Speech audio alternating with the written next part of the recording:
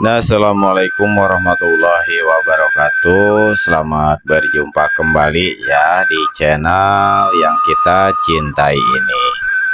Saya akan melanjutkan cerita silat Wiro Sableng, Pendekar Kapak Maut Naga Geni 212, episode yang ke-25.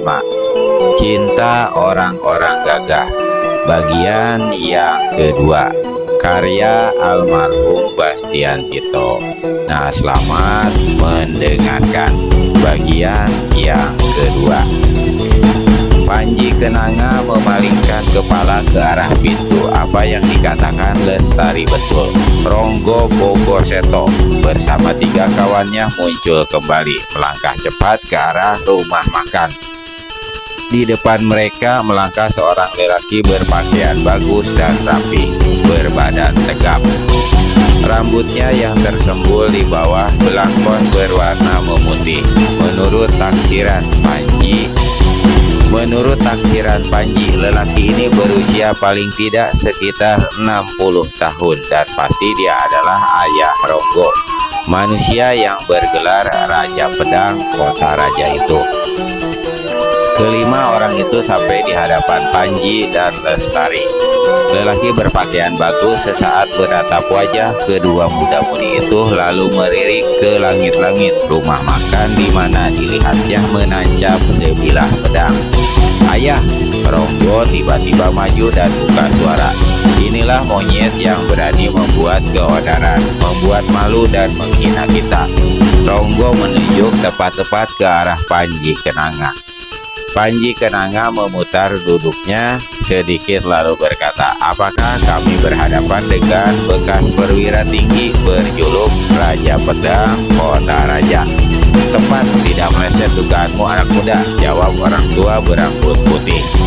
Dari sikap dan nada bicaranya, Panji maupun Lestari cepat menarik kesimpulan bahwa orang ini pun memiliki sifat sombong walau tidak keterlaluan seperti putranya. Panji Kenanga tersenyum. Dia menoleh pada Ronggo dan berkata, "Kau sudah membawa ayahmu kemari, mengapa tidak membawa ibumu sekalian?" Merahlah paras Ronggo Bogoseto, juga wajah sang ayah. "Keparat!" maki Ronggo. Dengan adanya ayahnya di situ, dia mendapat keberanian dan melompat untuk menendang Panji, tapi ayahnya bergerak mencegah dan mendorongnya ke samping. "Orang muda, apa yang telah kau lakukan terhadap putraku merupakan penghinaan, merupakan tindakan kejahatan dan kekerasan. Dan kini di hadapanku kau masih berani bicara kurang ajar. Apakah kau punya segudang ilmu hingga berani berlaku begitu? Orang tua, apa kau sudah menyelidik hingga menimpakan tuduhan seenak perutmu sendiri?" Lestari buka mulut. Raja Pedang berpaling pada si gadis dan memandangnya sesaat. "Wajahmu cantik, tapi rupanya kau pun bukan gadis baik-baik." Panaslah darah Lestari. Dia mengambil baskom kecil berisi air cuci tangan. "Kau ayah dan anak coba berkaca dulu dalam air cuci tangan ini. Coba kalian lihat, apakah kalian juga orang baik-baik?" Mendidih amarah Raja Pedang. "Gadis lancang, penghinaanmu melewati batas." Secepat kilat orang tua ini layangkan tamparan ke muka si gadis. Namun baru setengah jalan, sebuah benda keras membentur tangannya hingga bergetar sakit. Ternyata Panji telah menepis dan menangkis tamparannya itu. Raja Pedang Kota Raja kaget, tidak disangkanya kalau pemuda itu memiliki kekuatan seperti itu. Dengan penasaran, kini dia lancarkan satu pukulan ke muka Panji. Namun serangannya hanya mengenai tempat kosong karena si pemuda sudah berpindah tempat. Di saat ayahnya menampar Panji, Ronggo pergunakan kesempatan untuk melompat mengambil pedangnya dari langit-langit rumah makan. Dengan senjata ini, dia kemudian memburu ke arah Lestari. "Gadis liar, ayo keluarkan pedangmu. Jangan kira aku tidak tega mencincang tubuhmu.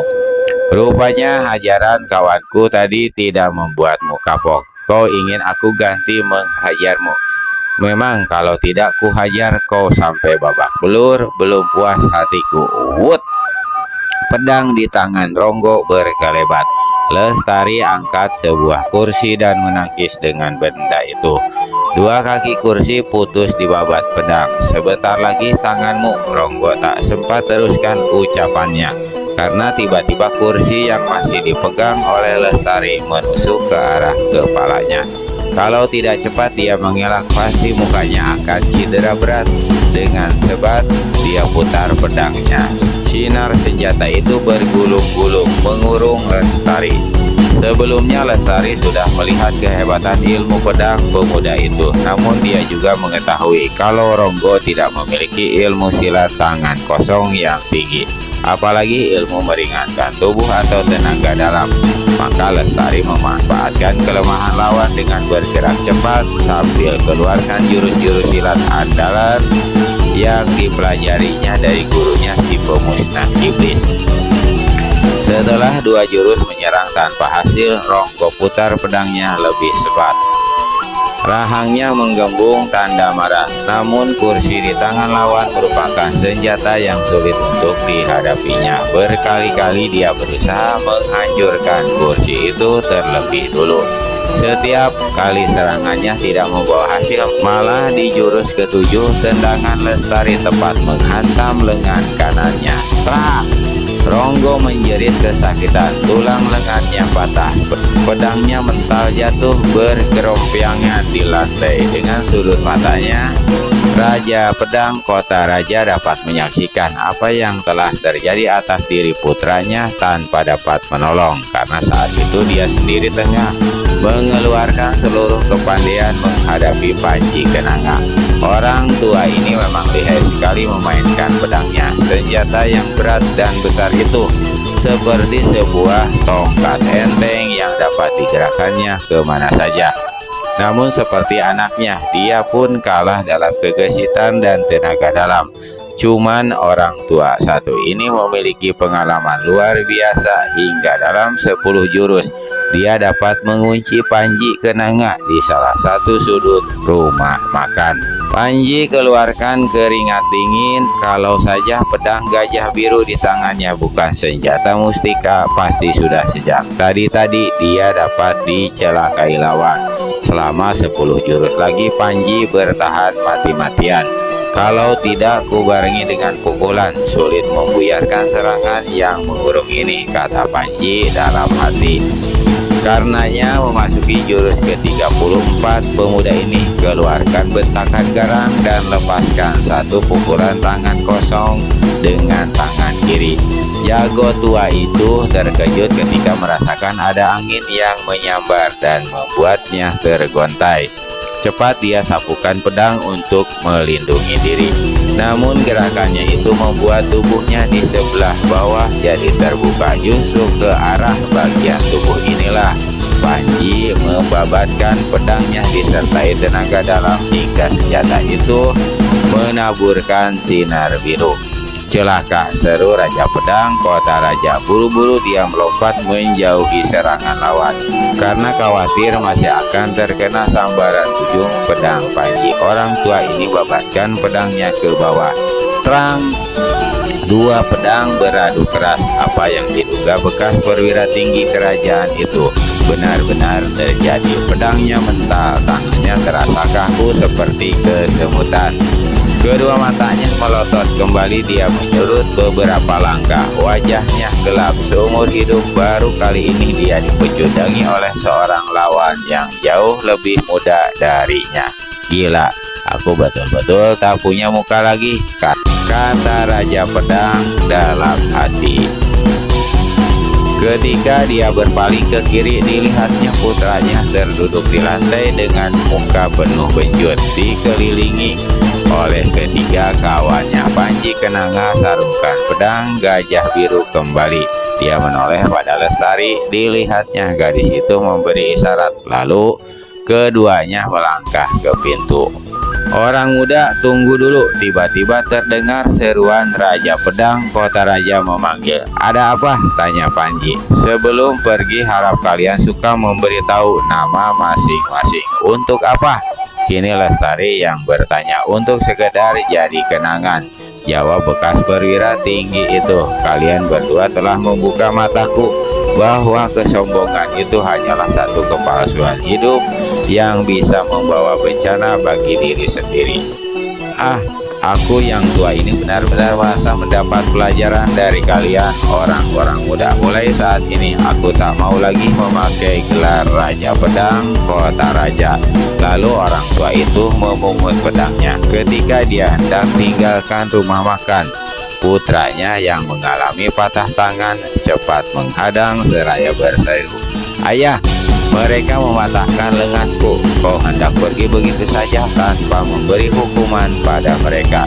Kaulah yang patut diberi hukuman," bentak sang ayah, dan plak, tambarannya melayang menghantam pipi Ronggo Bogo Seto. Pemuda ini mengeluh kesakitan, tak tahan menanggung malu. Dia lari lebih dulu meninggalkan tempat itu. 3 kawannya menyusul di belakang. Kuda putih polos bernama Angin Salju itu berlari cepat di kegelapan malam.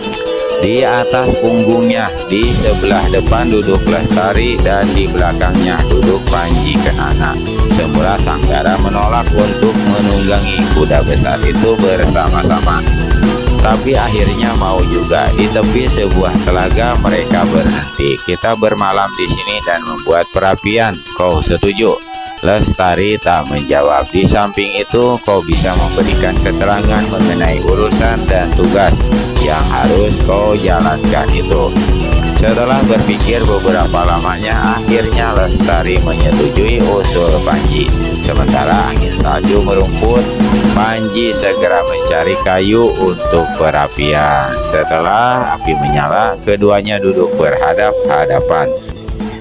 Panji menatap paras gadis di hadapannya itu, paras yang tak pernah dilupakannya sejak perjumpaan pertama dahulu. Sebenarnya sudah sejak lama pemuda ini ingin mengunjungi Lestari di tempat kediaman gurunya di Danau Jembangan. Namun sebelum kesampaian malah bertemu di Jember. "Lestari," Dara itu mengangkat kepalanya. Sesaat pandangan mereka saling beradu. "Kau kedinginan, duduklah lebih dekat ke perapian. Cukup hangat di sini, Panji. Sekarang coba ceritakan apa urusanmu itu. Jika ada yang bisa kubantu, pasti akan kulakukan." Lestari memandang nyala api yang melenggak-lenggok, dipermainkan hembusan angin malam. Seseorang telah mencuri senjata mustika milik guru. Hal itu terjadi ketika guru tidak di rumah. Ini kelalaianku sendiri. Guru amat marah. Aku tahu sekali hal itu walau dia tidak memperlihatkan padaku.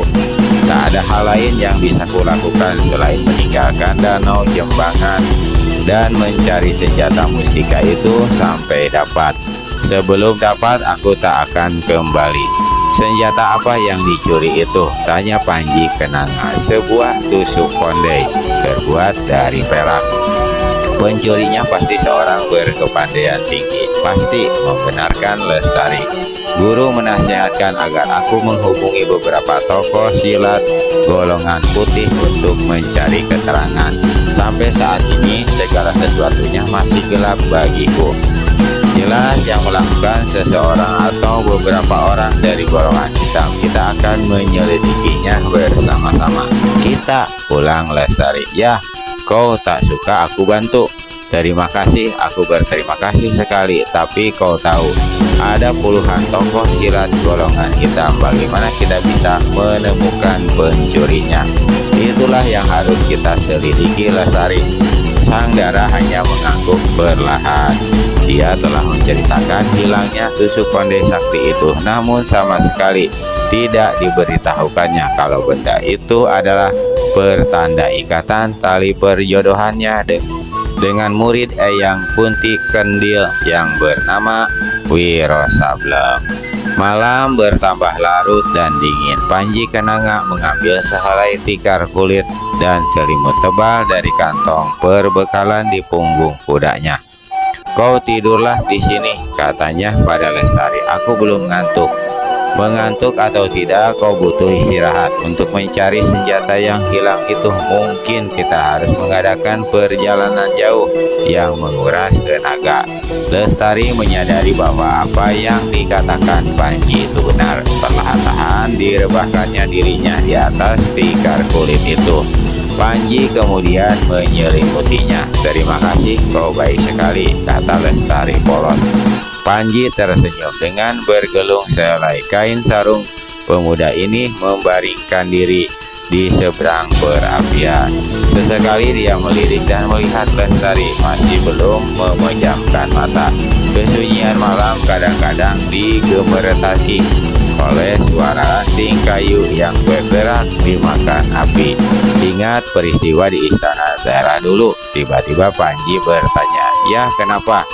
Sejak peristiwa itu, apa kau pernah bertemu Wiro?" "Tidak, memangnya kenapa?" Lestari bertanya lagi. Pemuda itu ilmunya tinggi sekali. Ingin sekali aku bertemu dengan dia. Selain bertukar pengalaman, siapa tahu dia berbaik hati mau memberikan sejurus dua ilmu baru.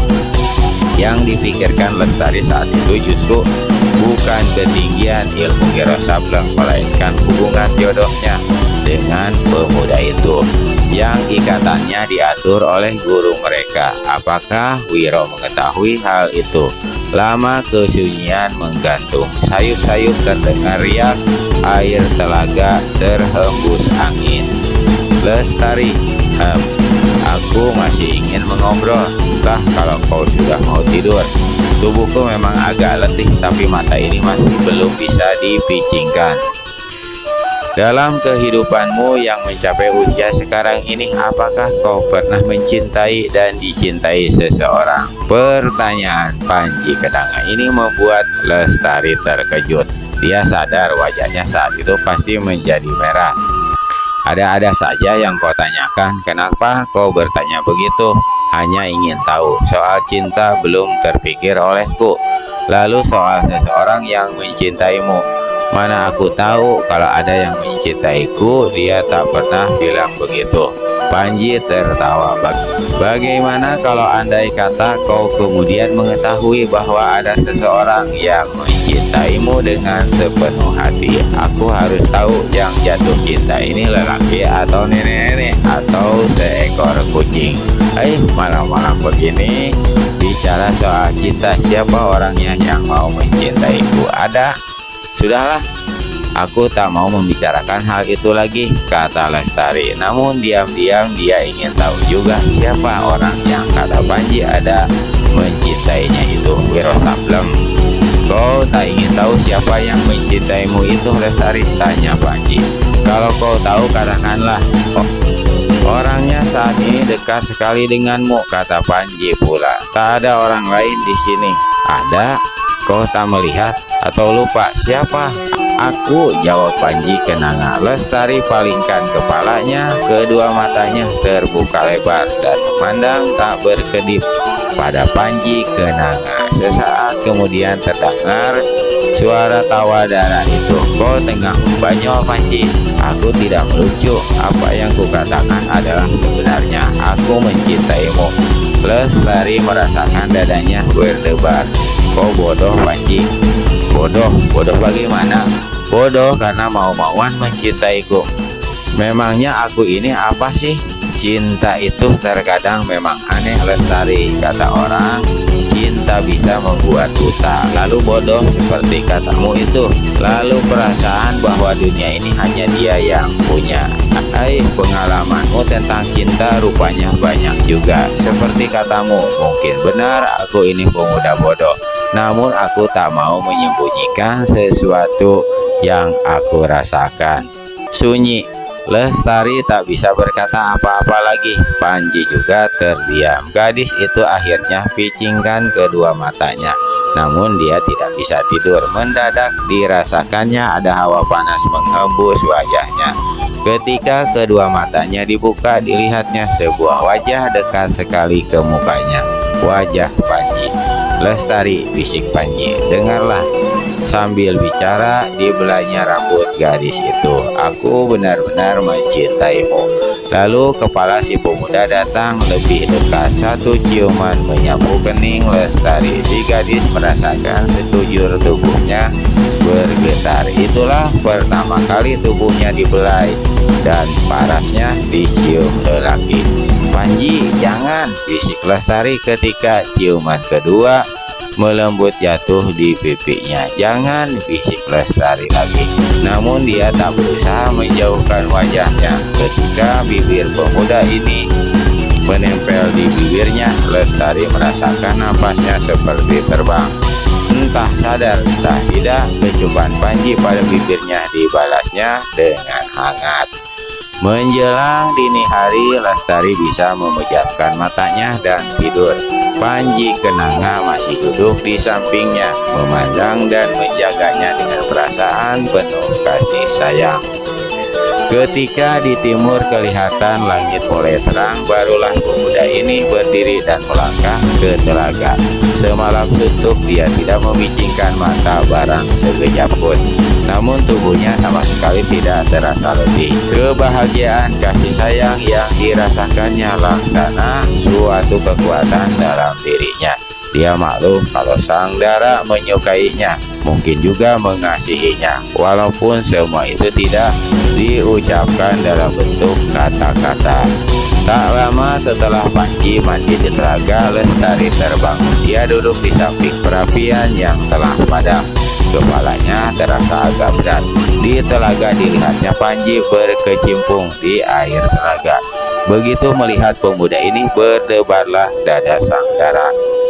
Serta-merta dia ingat apa yang terjadi malam tadi. Dia telah dipeluk dan balas memeluk pemuda itu. Dia telah dicium dan balas mencium. Bagaimana semua itu bisa terjadi? Teringat Lestari akan tugas yang masih harus dijalankannya, yaitu menemukan kembali tusuk konde perak yang telah dicuri orang, benda yang merupakan tanda perjodohannya dengan Wiro Sableng. Guru Wiro dan gurunya telah mengadakan pengikatan jodoh bagi mereka. Tapi semalam dia telah bersungguh berkasih mesra dengan Panji Kenanga. Apakah ini berarti suatu dosa? Apakah ini merupakan satu pengkhianatan terhadap calon suaminya, yakni Wiro? Ada rasa dosa dan malu dalam hati gadis ini. Lalu apakah dia akan meneruskan perjalanan bersama Panji Kenanga? Bagaimana kalau terulang lagi kejadian malam tadi? Terulang lagi malah mungkin lebih jauh dari itu. Lestari melapihkan rambut dan pakaiannya. Tekadnya sudah bulat. Dia harus meninggalkan Panji Kenanga dan menempuh jalannya sendiri. Tanpa menunggu lebih lama, dia segera lari meninggalkan tempat itu. Pada saat matahari pagi muncul di ufuk timur, maka Lestari telah berada jauh dari telaga. Dia sengaja memasuki rimba belantara karena dia tak mengharapkan agar Panji Kenanga dapat menyusulnya. Namun baru saja dia memasuki hutan itu, beberapa belas tombak mendadak di belakang terdengar suara bergemeresik, disusul satu teriakan keras. "Randu Wongso, lihat, Dara berbaju merah itulah yang tengah kita cari-cari." Lestari terkejut dan cepat berpaling ke belakang. Kira-kira 5 tombak di belakangnya dilihatnya 2 orang lelaki. Yang seorang bertubuh tinggi langsing tak dikenalnya, sedang orang kedua bukan lain Ronggo Bogoseto, pemuda bermuka pucat sombong yang kemarin dihajarnya di rumah makan Jember.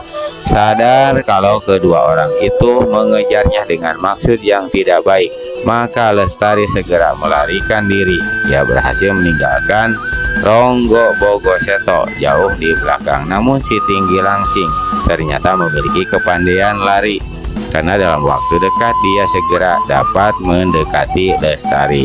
"Kalau mereka berani berbuat sesuatu, kubunuh keduanya," kata Lestari dalam hati. Sang Dara tidak mengetahui kalau lelaki bertubuh tinggi langsing yang dibawa Ronggo Bogoseto itu adalah seorang berkepandaian tinggi. Siapakah adanya orang ini? Mari kita ikuti apa yang dilakukan Ronggo setelah dia mendapat hajaran di rumah makan itu. Meskipun ayahnya sudah menganggap selesai pertengkaran dengan Panji Kenanga serta Lestari, namun Ronggo Bogoseto tak dapat melenyapkan rasa sakit hati dendam kesumatnya terhadap kedua muda-mudi itu. Ini dia tak punya muka lagi ke seluruh Jember. Semua orang seperti memandangnya dengan mengejek. Sebenarnya di samping sakit hati, diam-diam pemuda bermuka pucat sangat tertarik pada kecantikan Lestari. Telah banyak dia melihat gadis cantik, namun tak ada yang secantik dan begitu menggiurkan seperti yang satu itu. Setelah mengobati mukanya yang babak belur dan tangannya yang patah dengan menunggangi seekor kuda, pemuda ini meninggalkan kota menuju ke arah timur. Tujuannya adalah sebuah candi tua yang didiami oleh seorang tokoh silat berilmu tinggi. Tokoh silat ini bukanlah seorang baik-baik, sering sekali dia mempergunakan kepandaiannya untuk maksud-maksud jahat, apalagi jika seseorang mau memberi hadiah padanya, maka apapun akan dilakukannya. Karena itu orang mencapnya sebagai tokoh silat golongan hitam.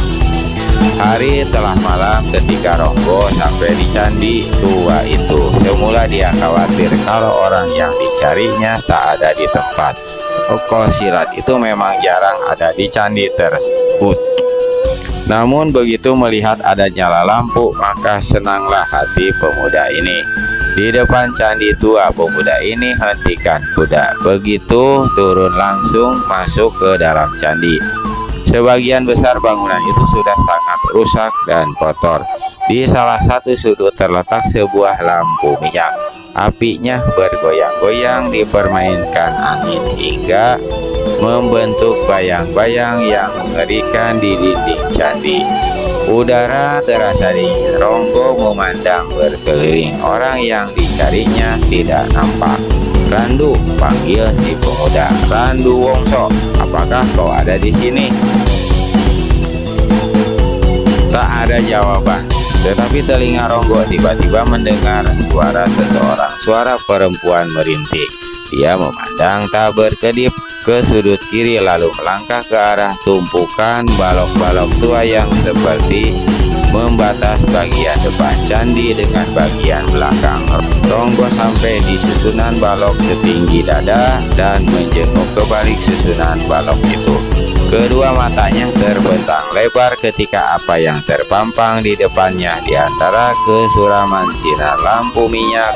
Di sana di lantai candi yang hanya dialasi tikar jerami butut, dilihatnya Randu Wongso dalam keadaan tanpa pakaian tengah menggagahi seorang perempuan. Perempuan ini masih muda, parasnya tidak cantik, berkulit agak hitam, tetapi dia memiliki bagian-bagian tubuh yang kencang serta serba besar. "Sialan," kutuk Ronggo Bobo Seto. "Randu," serunya kemudian, "lekaslah, aku ada urusan amat penting perlu dibicarakan." "Sompret anjing kurap," lelaki bernama Randu Wongso itu memaki. "Anak setan, siapa kau yang berani mengganggu kesenanganku? Apa mau kurengkahkan batok kepalamu?" "Hehehe, tenang Randu, tenang. Aku Ronggo Bobo Seto." Mendengar nama itu, kemarahan Randu Wongso kontan lenyap, tetapi tentu saja dia tidak mau meninggalkan apa yang tengah dilakukannya saat itu, apalagi dia menjelang akan sampai ke puncak kenikmatannya. "Sobat muda, apapun urusanmu bisa menunggu, malah kalau kau suka bisa kebagian." Apakah kau membawa uang banyak?" "Soal uang kau tak usah khawatir, yang penting cepat sudahi pekerjaan dajalmu itu." Ronggo benar-benar tidak sabaran. Yang dikhawatirkannya adalah Panji dan Lestari jadi terlalu jauh untuk dikejar. Sialan, perempuan mana yang digagahinya itu? Ronggo melangkah mundar-mandir di bangunan candi yang kecil sempit itu. Telinganya terus-menerus menangkap suara rintihan perempuan itu, diseling oleh suara napas Randu Wongso yang memburu. Tiba-tiba terdengar suara Randu Wongso seperti mengerang.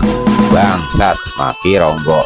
Beberapa saat kemudian baru Randu Wongso keluar dari balik tumpukan balok. Tubuhnya penuh keringat dan dia hanya mengenakan sehelai cawat kumal. "Kelakuan bejatmu masih belum berubah Randu. Perempuan mana pula kali ini yang kau rusak kehormatannya. Sudah berapa lama kau diam di tempat ini? Sudah berapa kali kau tiduri? Randu Wongso tertawa gelak-gelak, disekanya keringat yang mengucuri dahinya. Yang satu ini lain, Ronggo. Dia mau ikut denganku ke sini dan hahaha. Sungguh luar biasa, kau ada minat. Gila, aku kemari bukan untuk begituan. Kau akan menyesal, sobat. Yang satu ini benar-benar lain, kentut. Kau selalu memberikan sisa padaku. Sisa bukan sembarangan sisa, kau tahu. Paling lama aku hanya memeram perempuan 2 hari, tak lebih. Tapi dia sudah 5 hari berada di sini. Sekilas Ronggo melirik ke balik tumpukan balok. Perempuan muda itu masih terbaring tanpa pakaian. Melihat keadaan tubuhnya yang bagus, memang Ronggo harus mengakui ucapan Randu tadi bahwa yang satu ini lain. Hai sobat, jangan memandang terlalu lama, nanti kau tergiur. Sekarang katakan apa urusan pentingmu itu? Dengan singkat Ronggo Bogoseto menuturkan apa yang telah dialaminya dia dan ayahnya di Jember. Tak lupa dia memperlihatkan bibirnya yang luka akibat tamparan Lestari, lalu tangannya yang dibalut. Lalu apa hubungan kejadian itu dengan kedatanganmu kemari? Bertanya Randu Wongso. Kita harus cari kedua orang itu. Hajar si pemuda dan sang dara itu urusanku. Ronggo tertawa gelak-gelak. Nyatanya kau sendiri pun masih memiliki nafsu setan. Apakah gadis itu cantik sekali hingga kau ingin mencarinya? Cantik luar biasa. Tak pernah sebelumnya aku melihat gadis secantik itu. Ketika pedangku memutuskan kancing-kancing pakaiannya hingga dadanya tersingkap, mau mati rasanya aku ketika melihat dadanya putih dan kencang. Hahaha. Sifat kita tak jauh berbeda sobat. Aku suka hal itu. Ujar Randu Wongso pula. Kau tak usah khawatir, kita cari mereka sama-sama. Tapi habis berkata begitu, Randu kembangkan telapak tangan kirinya dan mengangsurkan kepada Ronggo. Tanpa banyak bicara, Ronggo keluarkan sebuah kantong kecil berisi uang dan berikan pada Randu Wongso. Kita pergi sekarang, tanya Randu. Ronggo mengangguk. Aku berpakaian dulu, tunggu di sini. Tapi kau benar-benar tidak berhasrat terhadap perempuan itu. Urusanku lebih penting, kita harus cepat. Cepat-cepat seperti waktu ini dikejar-kejar setan. Bersama Randu Wongso, kau pasti akan menemukan gadis itu. Kau sungguh tak mau. Urusan beginian kan tidak lama, Ronggo. Pemuda itu jadi bimbang. Dia melirik lagi ke balik tumpukan balok. Memandangi tubuh perempuan yang gempal kencang itu, lambat laun terangsang juga nafsu Ronggo Bogoseto. Memang bukan satu hal baru, dia melakukan hal seperti itu bersama-sama Randu Wongso. Randu yang menculik, lalu mereka gagahi bergantian. Randu tepuk-tepuk bahu pemuda itu, lalu mendorongnya ke balik tumpukan balok. Pergilah, aku akan menunggumu sampai selesai, bisik Randu Wongso. Akhirnya sambil melangkah ke balik susunan balok, Ronggo tanggalkan pakaiannya. Lestari berusaha mempercepat larinya, namun Randu Wongso cepat sekali gerakannya. Menyadari bahwa dia tak mungkin lepas jika terus lari, Lestari akhirnya berbalik dan menunggu dengan sikap siap menyerang. Aha, akhirnya kami temui juga kau, kata Ronggo dengan napas buru sementara. Randu Wongso tegak tolak pinggang, memandang tak berkedip pada gadis berbaju merah di hadapannya. Apa maumu, sentak Lestari. Wah, Ronggo, gadismu ini galak sekali, kata Randu Wongso. Brengsek, enak saja kau mengatakan aku gadisnya, semprot Lestari dengan mata melotot. Melotot parah pun kau malah tambah cantik, ujar Randu Wongso semakin menggoda. Diam-diam dia sudah terpikat pula pada kecantikan gadis ini dan otak kotornya mulai bekerja. Tangannya diulurkan hendak menjamah tubuh Lestari. Berani kau menyentuh tubuhku akan kubunuh, mengancam Lestari seraya tangan kanannya bergerak ke pinggang di mana tersisip pedangnya. "Ah, mati di tanganmu pun aku senang, hahaha," ujar Randu Wongso lalu tertawa kelak-kelak. "Mana pemuda keparat kawanmu itu?" bertanya Ronggo dengan nada garang. "Sebentar lagi dia datang, kau akan dihajarnya seperti kemarin." Kata-kata Lestari itu membuat wajah pucat Ronggo Bogoseto sesaat menjadi memerah. "Gadis cantik, aku dan sobatku ini tidak tega melihat kau melakukan perjalanan seorang diri. Jika terjadi apa-apa denganmu, kami rasanya tak tega berlepas tangan. Kami bersedia menemanimu, bahkan aku mau mendukungmu sampai kemanapun kau pergi." "Manusia edan, mulutmu kotor, kurang ajar," damprat Lestari. Randu Wongso kembali tertawa gelak-gelak dan kali ini sambil kedip-kedipkan matanya membuat Lestari tambah jijik melihatnya. Dengan cepat gadis ini putar tubuh. "Hai, kau mau kemana gadisku cantik?" seru Randu Wongso. "Randu, sebaiknya cepat kau ringkus dia," berkata Ronggo yang menjadi tidak sabaran. "Meringkus burung molek ini perkara mudah sobatku, lihat. Aku akan tangkap pinggangnya. Betapa nikmatnya merangkul tubuhnya." Setelah berkata begitu, dengan satu gerakan Randu Wongso berkelebat.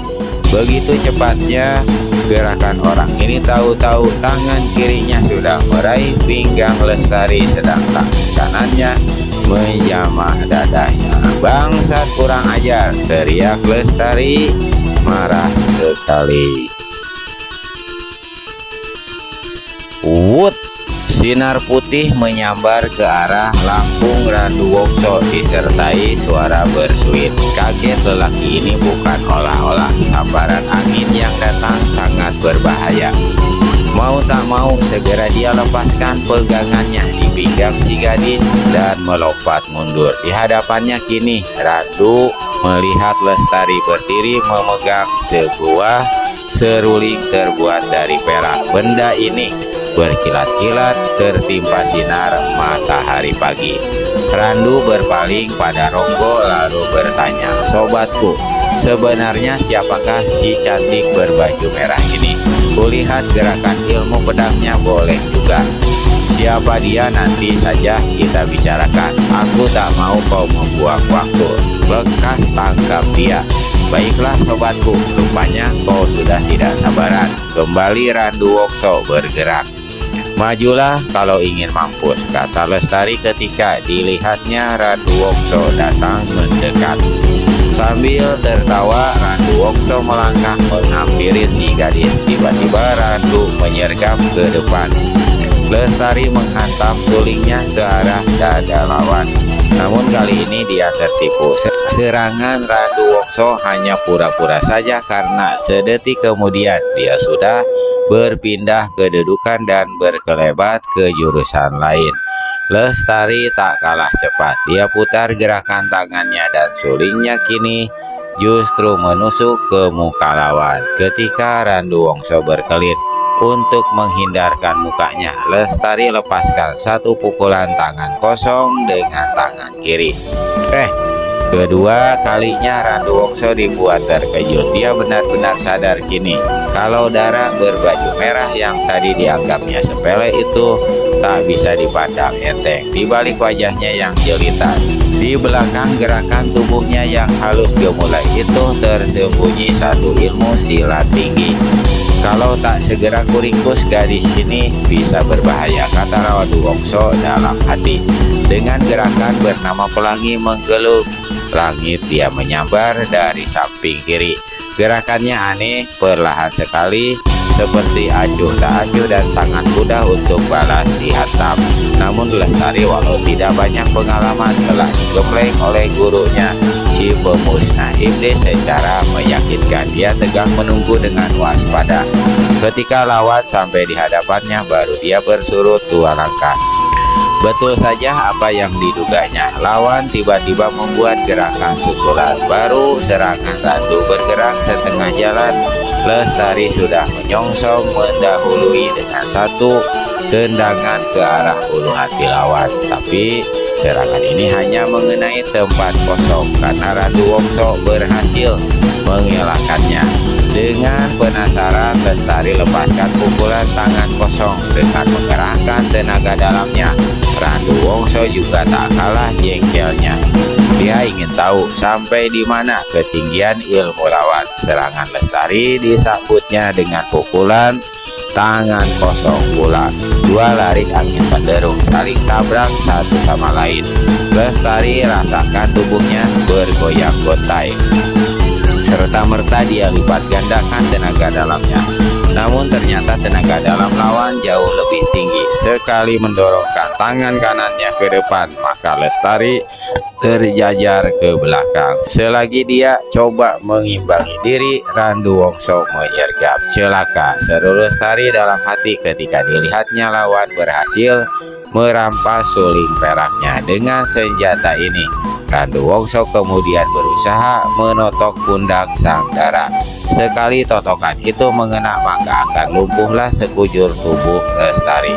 Masih untung gadis ini cepat mengelak hingga terhindar dari bahaya. Ronggo Bogoseto yang sejak tadi menyaksikan perkelahian kedua orang itu dengan berdebar kini mulai was-was apakah Randu Wongso akan mampu menangkap sang dara.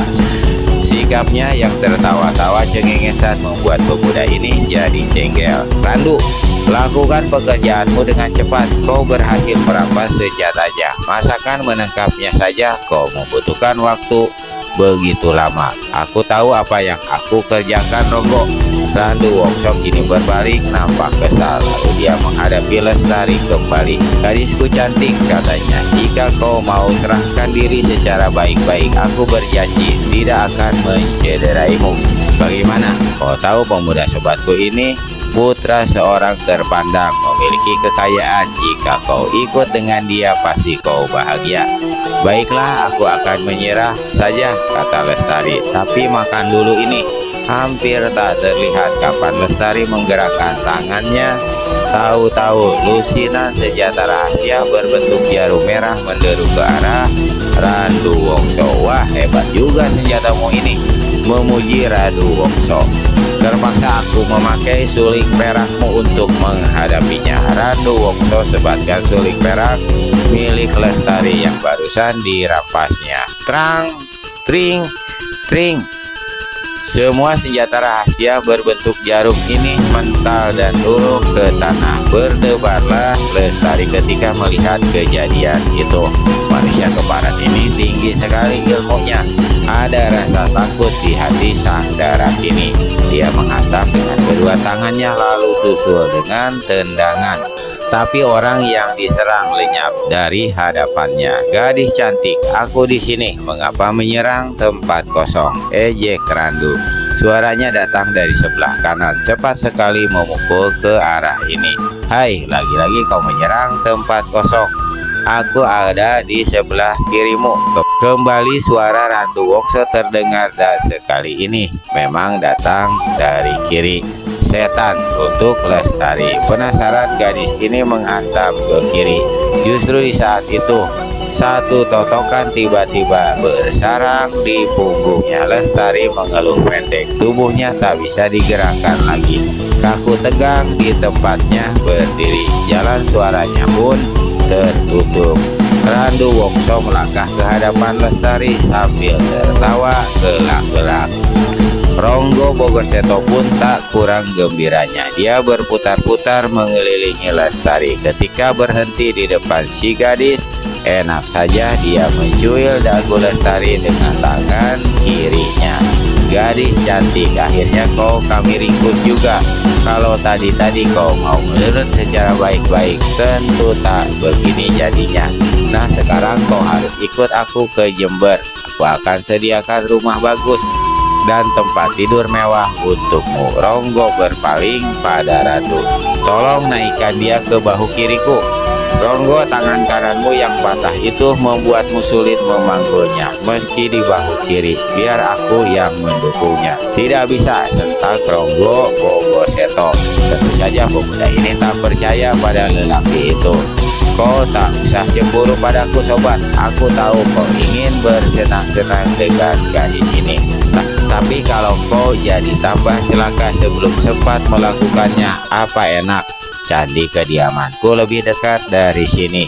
Bagaimana kalau kita bawa ke sana saja? Nanti baru kau pindah ke Jember.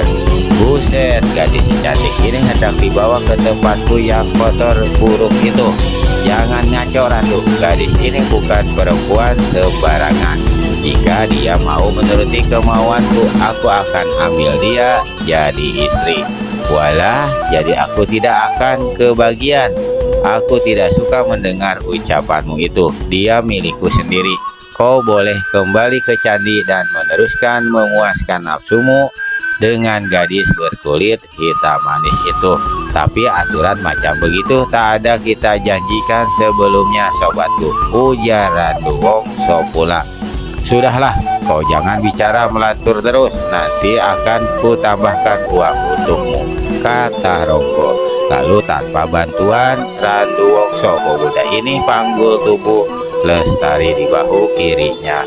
Baru saja tubuh Lestari melintang di bahunya, tiba-tiba terdengar satu bentakan. Pemuda keparat, turunkan gadis itu. Randu terkejut. Randu tak kalah kagetnya. Seorang pemuda berpakaian putih-putih dari balik semak-semak di belakangnya mengikuti seekor kuda putih polos, tinggi dan kekar. Ronggo, siapa manusia ini? Bertanya Randu Wongso tanpa melepaskan pandangannya dari pemuda berkuda putih itu. Dia kunyuk yang mengaku sahabat gadisku ini. Hebat benar laganya, seperti gadis ini miliknya. Ayo Randu, menolongku, jangan kepalang tanggung. Hajar dia sampai mampus. Randu Wongso seorang yang banyak pengalaman.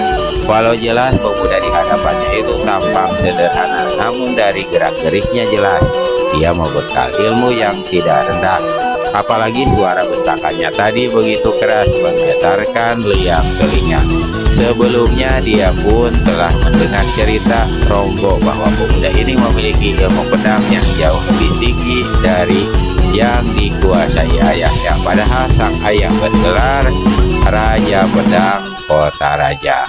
Orang muda, tegur Randu Wongso, kulihat tampangmu cukup keren. Apa tak sayang kalau wajahmu yang cakap itu menjadi cacat seumur hidup? Lebih baik lekas angkat kaki dari hadapan kami. Pemuda berkuda putih alias Panji Kenanga menyeringai. Bagusnya kalian berdua berlutut minta ampun. Jika itu kalian lakukan, aku bersedia membatalkan niatku untuk menghajar kalian berdua. Randu Wongso tertawa gelak-gelak. Tiba-tiba dia hentikan tawanya dan berkata, Baiklah orang muda. Jika itu maumu, aku menurut saja. Aku akan berlutut di depanmu. Lihat. Kedua lutut Randu Wongso menekuk, tubuhnya perlahan-lahan turun ke bawah seperti orang yang memang siap berlutut. Namun sesaat sebelum kedua tempurung lututnya menyentuh tanah, didahului oleh bentakan yang menggetarkan seantero belantara. Tubuhnya mencelat ke depan, kaki kanannya kirimkan tendangan keras ke dada Panji Kenanga. Murid mendiang Brahmana Lokapala itu untungnya telah bersiap sedia. Dengan sigap dia berkelit ke samping, tendangan lawan lewat.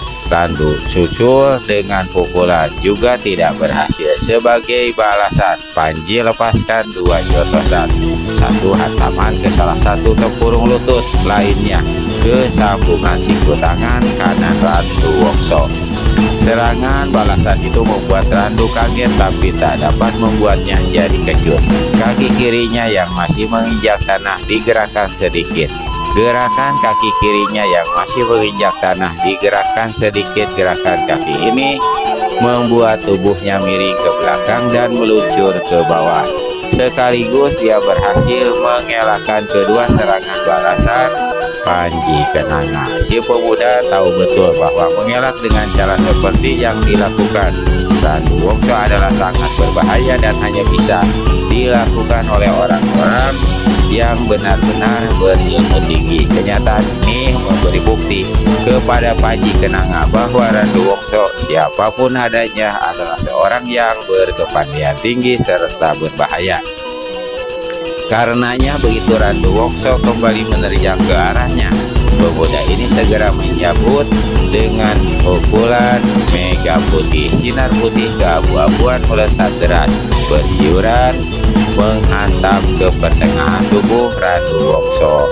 Yang diserang kaget bukan main. Dia sama sekali tidak menyangka kalau lawan yang masih muda itu memiliki pukulan sakti begitu rupa. Betapapun gesit dan cepatnya dia mengelak, membuang diri ke samping kanan, namun tak urung bahu kirinya kena juga disambar oleh sinar pukulan lawan. Masih untung kenanya tidak begitu tepat. Ini pun sudah cukup membuat Randu Wongso kesakitan setengah mati. Bahu kirinya terasa seperti remuk sampai ke dalam. Tampang Randu Wongso kelamung besi menahan sakit dan juga oleh amarah yang menggelegak. Sebagai jago kelas 1 tak pernah dia mengalami hal seperti ini sebelumnya. Dihantam lawan hanya dalam beberapa jurus. Pemuda bangsat, apa yang kau lakukan terhadapku harus kau bayar dengan nyawa anjingmu, menyumpah Randu Wongso. Tangan kanannya dibentang di depan dada, bibirnya bergetar, mulutnya berkomat kamit, dan sepasang matanya memandang ke depan tak berkedip. Panji Kenanga kemudian melihat bagaimana tangan kanan lelaki itu mulai dari ujung jari sampai ke siku berubah menjadi hitam, makin hitam dan gelap legam. Pukulan mengandung racun jahat, kata Panji dalam hati, dan bersiap waspada. 3/4 tenaga dalamnya segera dialirkan ke tangan kanan. Dia menunggu tak berkedip. Randu Wongso berteriak garang. Tangan kanannya dipukulkan ke arah Panji. Murid Brahmana Lokapala itu serta merta angkat pula tangan kanannya dan menghantam seputih pukulan lawan. Dari tangan kanan Randu Wongso menyembur, menggulung sinar hitam yang menyebarkan bau amat busuk. Dari tangan Panji Kenanga membersih sinar putih kelabu yang segera menghantam dan menyapu sinar hitam pukulan lawan. Randu Wongso yang sadar kalau lawan memiliki tenaga dalam ampuh yang dapat menghancurkan sinar hitamnya, segera gerakan tangan kanan membentuk setengah lingkaran. Sinar hitamnya yang hampir musnah dihantam sinar mega putih. Panji Kenanga menyusup ke bawah dan lolos dari hantaman pukulan lawan. Begitu lolos, Randu Wongso secepatnya kembali menghantam dengan tangan kanan. Tangan kirinya juga ikut dipukulkan, mendorong pukulan tangan kanan hingga kekuatannya jadi berlipat ganda. Serangan ini sama sekali tidak terduga oleh Panji Kenanga. Sinar hitam lawan menghantam dada dan menerjang mukanya. Aneh, tak terasa apa-apa, seolah-olah sinar pukulan itu hanya merupakan sapuan angin belaka. Namun begitu rongga hidung Panji Kenanga mencium bau busuk yang tergandung dalam sinar, mendadak sontak sekujur tubuhnya seperti kaku, tak dapat lagi digerakkan. Bukan itu saja, napasnya pun menyesak. Akhirnya tubuhnya roboh terguling di tanah. Celaka, tamatlah riwayatku, keluh Panji Kenanga. Di dalam pemandangannya yang menjadi kabur, dilihatnya Ronggo Bogoseto sambil memanggul tubuh Lestari melangkah ke hadapannya. Pemuda ini tertawa mengejek. Bangsat, hanya sampai di situ kehebatanmu. Masih untung aku tak mau membunuhmu saat ini. Tapi belum puas hatiku sebelum melakukan sesuatu terhadapmu. Ronggo gerakan kaki kanannya. Tendangannya menghantam muka Panji. Murid Brahmana Lokapala ini merasakan kepalanya seperti meledak. Tubuhnya mencelat mental dan dia tak ingat apa-apa lagi. Rasakan olehku, kata Ronggo Bogoseto seraya meludahi muka Panji Kenanga. Ketika dia hendak melangkah pergi, Randu Wongso coba menunjuknya kembali. Bawa saja gadis itu ke candiku. Tadi aku sudah bilang gadis ini milikku.